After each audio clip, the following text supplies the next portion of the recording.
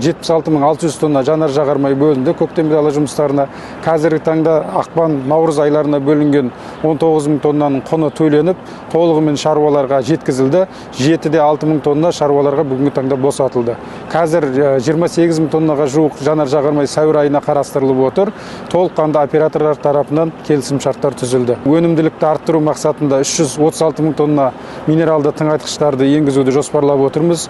Бұл өз кезегінде біздің өнімдеріміздің көлемін ұлғайтуға, сапасын жақсартуға септігін тигізеді. Осы орайда үкімет тарапынан Ақмола облысына үкіметтік резервтен 12 миллиард теңге қаржы бөлінді.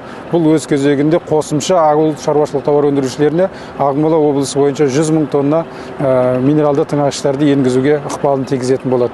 Жеңілдетілген ауыл шаруашылық техникаларын алуға 5%-бен жалпы 12 миллиард теңгеге жуық қаржылар өтінімдер түсті.